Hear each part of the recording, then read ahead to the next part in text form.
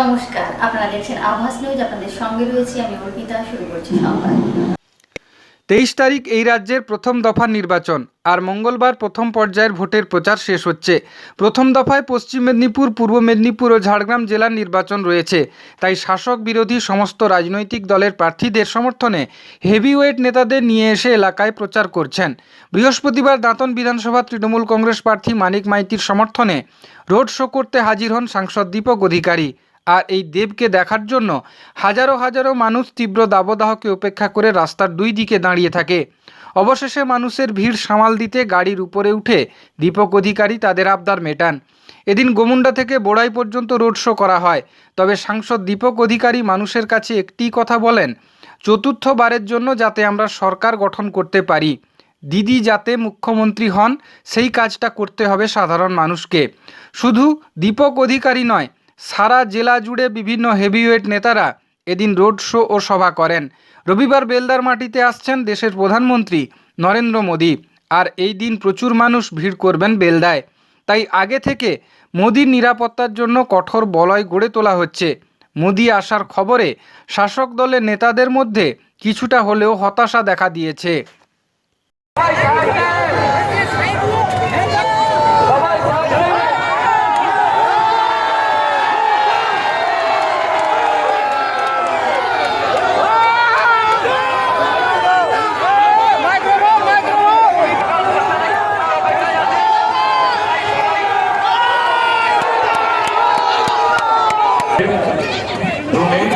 আমার মনে হয় যে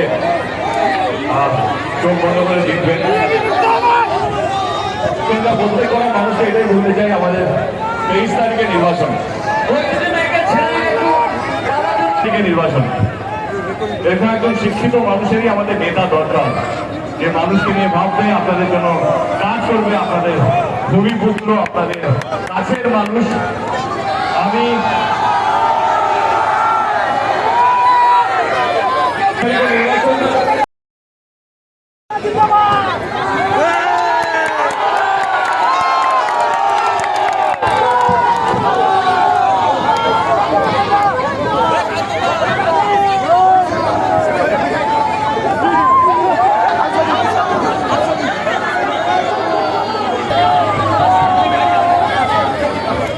মাথা খারাপ হয়ে যাবে।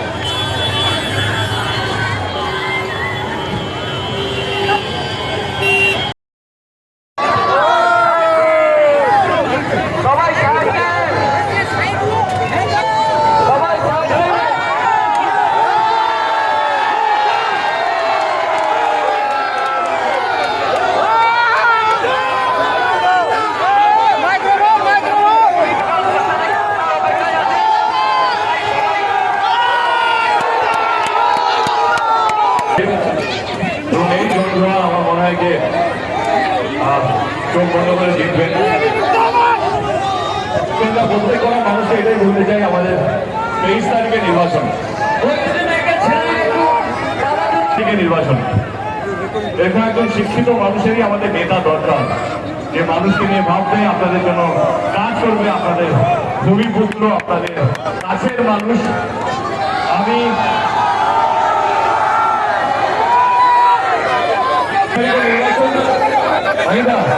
কত নম্বর এরিয়া মাসের কত নম্বর? 3 নম্বর।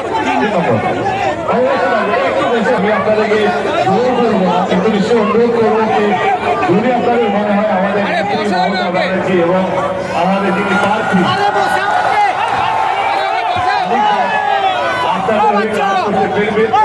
আগামী দিন পারবে, তাহলে 23 তারিখে 3 নম্বর বাটন দেবে। তিনি এবং তৃণমূল হাতটা শক্ত করবেন, এইটুকু অনুরোধ করতে আপনাদের কাছে এসেছি। ভালো থাকবেন, এতটা ভালোবাসা, এত হাততালি, চিৎকার, এত কিছু বাজানো মন থেকে আপনাদের সকলকে ধন্যবাদ। Thank you so much. ভালো থাকবেন। এবার আমাকে নদিয়া পালাতে হবে, নদিয়া ভালো থাকবেন sir. Thank you so much. Thank you.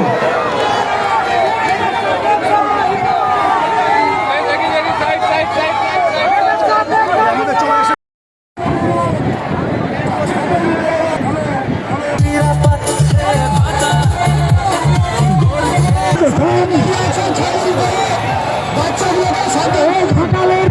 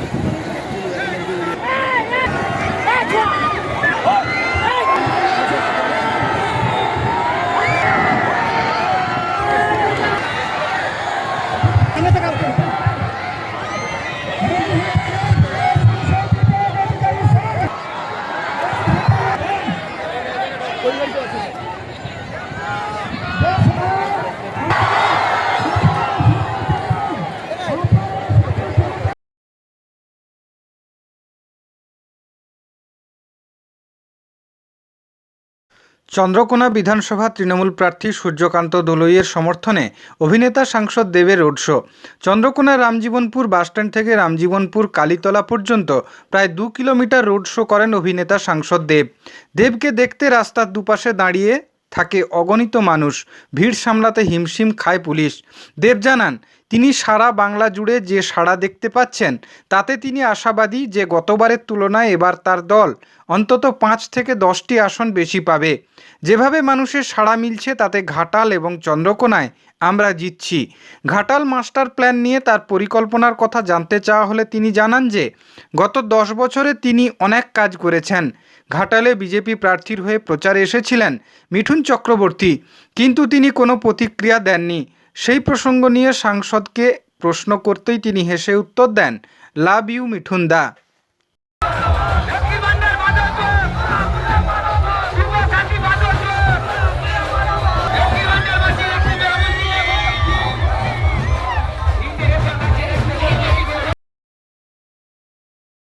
জয় কি নিশ্চিত? জয় নিয়ে কি বলবেন? আমার কি মনে হয়, কত আসন পাবেন?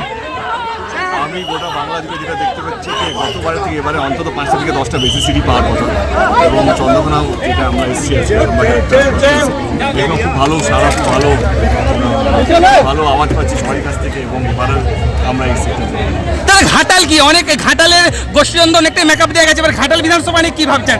ঘাটাল কি আপনারা ছিপে যাচ্ছেন? আমরা জিতবো, ঘাটাল মাস্টার 24 স্টার্ট করে দেখতেই পাচ্ছ, আমি অনেকবার বলেছি দলকে আমাকে ঘাটালে পাঠাও, এখন দল বাংলা ঘুরে ঘুরে ঘাটাল 19 তারিখে যাচ্ছে, 19 তারিখে ঘাটালে কথা ঘাটালে। দাদা মিঠুন দা এসেছিল, রোড শো করেছিল ঘাটালে, কিন্তু একটি কথাও বলেনি। আপনি কি বলবেন? কিচ্ছু বলে না দাদা। এবার মার্জিন কত হবে?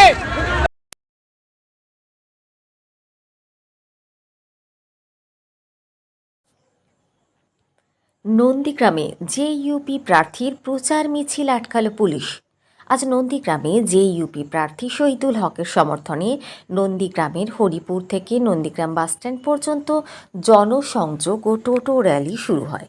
হরিপুর থেকে 500 মিটার যাওয়ার পরে টেঙ্গুয়া ঢোকার মুখে জেইউপি প্রার্থী শহীদুল হককে প্রশাসনের পক্ষ থেকে আটকে দেওয়া হয় বলে অভিযোগ খোদ প্রার্থীর। তৃণমূল এবং বিজেপি যৌথভাবে পুলিশকে কাজে লাগিয়ে মিছিল আটকানোর চেষ্টা করছে বলে দাবি জেইউপি প্রার্থীর। নন্দীগ্রাম থেকে বাঁশি চিহ্ন নিয়ে জেইউপি প্রার্থী শহীদুল হক বিধানসভা ভোটে দাঁড়িয়েছেন, তাই তিনি আজ নির্বাচনী প্রচারে বেরিয়েছিলেন, কিন্তু তাকে পুলিশ দিয়ে আটকে দেওয়া হয়েছে বলে তার অভিযোগ।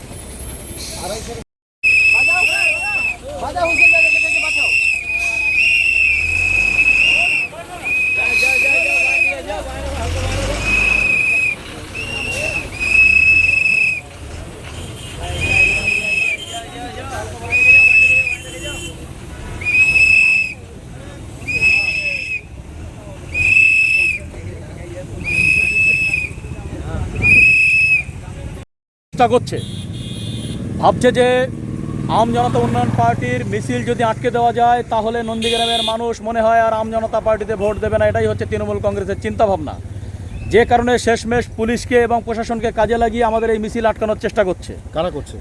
তৃণমূল কংগ্রেস পুলিশকে দিয়ে করছে, কিন্তু এই মিছিল আটকে মানুষের ভোট দেওয়া থেকে বিরত রাখতে পারবে না, কারণ নন্দীগ্রামের মানুষ পরিবর্তন চাইছে। নন্দীগ্রামের মানুষ বাঁশি চিহ্নে ভোট দিয়ে পরিবর্তন আনবে। মিছিল আটকে দিয়ে কোনো রকম লাভ তৃণমূল কংগ্রেসের এবং বিজেপির হবে না। তৃণমূল কংগ্রেস এবং বিজেপি যৌথভাবে পুলিশকে কাজে লাগিয়ে আমাদের এই মিছিল আটকানোর চেষ্টা করছে। পারমিশন অবশ্যই করা হয়েছে, তারপরেও এই ঘটনা এখন তারা করছে, জোর জবরদস্তি করছে, পারমিশনের কাগজ দেখানো হচ্ছে। কি বলা হচ্ছে প্রশাসনের তরফ থেকে? আরে প্রশাসনের তরফ থেকে ওরা তো নানান রকম কথাবার্তা বলে, মানুষকে হ্যারাসমেন্ট এবং হেনস্থা করার জন্য এক এক সময় এক এক রকম কাগজপত্র চায়। পারমিশনের জন্য আমরা অনেক আগেই পারমিশন নিয়েছি, সেই সমস্ত কাগজপত্র আমার ইলেকশন এজেন্টের কাছে আছে। তারপরেও তারা এসে এই মিছিল আটকে দিচ্ছে। এখানে তৃণমূল নেতা, তৃণমূল সরকারের ঊর্ধ্বতন যারা কর্মচারী বা অফিসার আছে তাদেরকে দিয়ে এই ধরনের কাজ করানোর চেষ্টা করছে। এইভাবে শহীদুল হককে দমানো যাবে না, আমজনতা উন্নয়ন পার্টিকে দমানো যাবে না, এবং এখানে বাঁশি চিহ্নকে ভোট দেওয়া থেকে বিরত রাখা যাবে না। আমরা তো মিহিরবাবু চিনি না, আপাতত আপনি ডিউটিতে আছেন, আপনার সঙ্গে কথা বললে কি হবে? পারমিশন নাই। মিহিরবাবু যদি 11th আওয়ারে পারমিশন ক্যান্সেল করে এর দায়ভার আমাদের নয়। আমরা আজ থেকে 1 সপ্তাহ আগে পারমিশন নিয়েছি, কিন্তু আপনারা যদি মনে করেন যে এইভাবে 11th আওয়ারে পারমিশন রিজেক্ট করবেন তাহলে তো এটা তো উচিত নয়। আপনার মিহিরবাবু কার কথা শুনে চলে? পারমিশন হয়নি, পারমিশন হলে তাহলে আপনাকে আমি বারণ করি। পারমিশন না হলে আমরা তো করতাম না। কবে টাকা? হ্যাঁ, কপি তো অবশ্যই আছে। আমরা পারমিশন নিয়েছি, গতকালকে রাত্রে বলা হয়েছে 10টার সময় থানাতে কথা বলা হয়েছে, তখনও পারমিশন আছে, অথচ আপনি এখন ফোর্স নিয়ে আটকে আমাদের মিছিলকে আটকানোর চেষ্টা করছেন। আমরাও ইলেকশন কমিশনের কাছে যাব, মিহির বাবু বা কোন অফিসার আছে তার বিরুদ্ধে আমরা কথা বলবো। আপনারা যা খুশি তাই করতে পারেন না। তৃণমূলের উপর তলার নেতারা তারা থানায় ফোন করে বলে দিচ্ছে যে আমজনতা উন্নয়ন পার্টির প্রার্থীকে মিছিল আটকান, আপনারা আটকে দিচ্ছেন। এইভাবে কতক্ষণ আটকাবেন আর কতদিন চলবে? এই তো 23 তারিখে ভোট, 23 তারিখে ভোটের পর থেকে তৃণমূল কংগ্রেসের কোনো নেতার কথা কেউ শুনবে না। আর সবাই যেখানে সেখানে দাঁড়াও।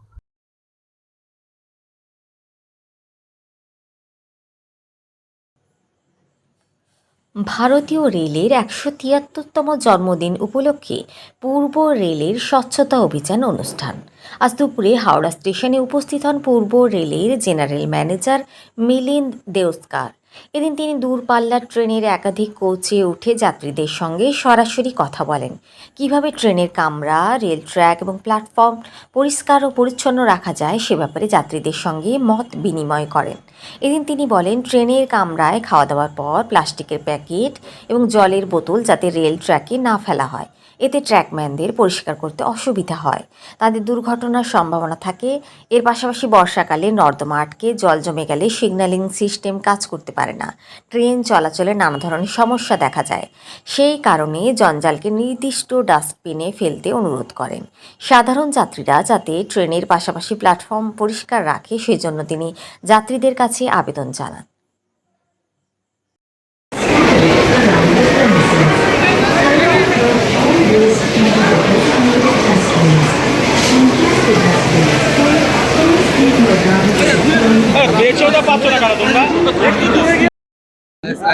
Migrants workers are brought from the different state by the railways. How many trains will you run to bring back the migrant workers for voting? No, we don't. We only see the crowd. First of all, in Eastern Railway there is no. We only see the crowd, and depending upon the requirement of the passengers, we keep them in the holding area because our trains are meant for certain number of passengers, and if for a particular destination more number of passengers are available, then we keep them in the holding area, and based on the requirement we run the trains.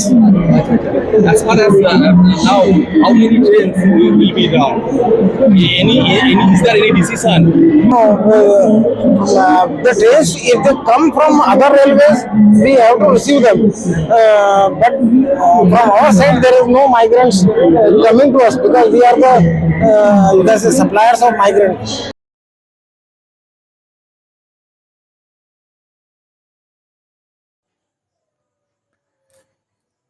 Daspur বিধানসভা কেন্দ্রের BJP মনোনীত প্রার্থী তপন দত্তের সমর্থনে নির্বাচনী প্রচারে দাসপুরে BJP নেতা দিলীপ ঘোষ। দাসপুরের তেঁতুলতলা থেকে রোড শো করে গোপীগঞ্জে আসেন দিলীপ ঘোষ। সেখানেই পথসভা করেন তিনি।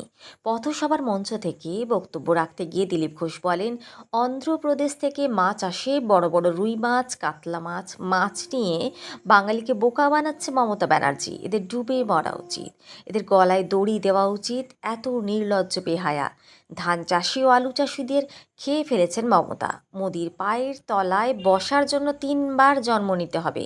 মমতা ব্যানার্জিকে এমনই কটাক্ষ করলেন দিলীপ ঘোষ। মোদিজি একটা কথা বলেছেন, সবকা সাথ সবকা বিকাশ। তিনি আরও একটা নতুন কথা বলেছেন, সবকা বিকাশ সবকা হিসাব, মানে বোঝাতে চেয়েছেন কেন্দ্রের পাঠানো টাকা, মিড ডে মিল ও 100 দিনের কাজ টাকার হিসাব নেওয়া হবে। যারা বিজেপি কর্মীদের হুমকি দিচ্ছে তারও হিসেব হবে, কড়াই গন্ডায় হিসেব হবে। লক্ষ লক্ষ আছে, তারা পরিশ্রম করে ওখানে কোটিপতি হয়েছে। করণবাগে পাঞ্জাবিদের পুরো বাড়ি কিনে নিয়েছে, মহল্লাকে মহল্লা। আমি তাদের বাড়ি যাই, এখনো যাই, খাওয়া দাওয়া করি। কি আপনাদের গ্রামের ছেলেরা আছে কিনা? গেছে কিনা এখান থেকে? কেন গেছে? গেছে ভালো হয়েছে, নাহলে গামছা পরে এখানে কালার ঘোরাঘুরি করতে হতো, মাছ ধরতে হতো, ধান কাটতে হতো। কি হতো কিনা? ফুল বিক্রি করতে হতো, ফ্যান চালাতে হতো, ফল বিক্রি করতে হতো। আর যারা চলে গেছে 30-40 পরে পুরো এলাকা দিল্লি কিনে নিয়েছে, মেদিনীপুরিয়া মেদিনীপুরিয়া মেদিনীপুরিয়া। সবার সঙ্গে আমার পরিচয় আছে, এখানে অনেকের গ্রামে গেছি আমি। কেন গেছে? এই যে 50 বছর সিপিএম আর টিএমসির অত্যাচার, লুটপাট, তারপরে আজকে আমাদের গ্রামগঞ্জের ছেলেদেরকে বাংলা ছাড়তে হয়েছে। 1 2 1,000 2,000 লাখ নয়, 50 লাখ বাঙালি যুবক আজকে বাংলা ছেড়ে চলে গেছে। গত 5 বছর আমি ভারতবর্ষের বিভিন্ন রাজ্যে গেছি এই বিজেপির অল ইন্ডিয়া ভাইস প্রেসিডেন্ট থাকার জন্য। বিশাখাপত্তনম, হায়দ্রাবাদ, কোচি, গুজরাট থেকে, রাজস্থান থেকে আরম্ভ করে পাহাড়ে গেছি, উত্তরাখণ্ডে, আসাম, ত্রিপুরা, আন্দামান। যেখানে হোটেলে ঢুকতে যাই, যে ছেলেটা আপনার ব্যাগ নিয়ে যাবে,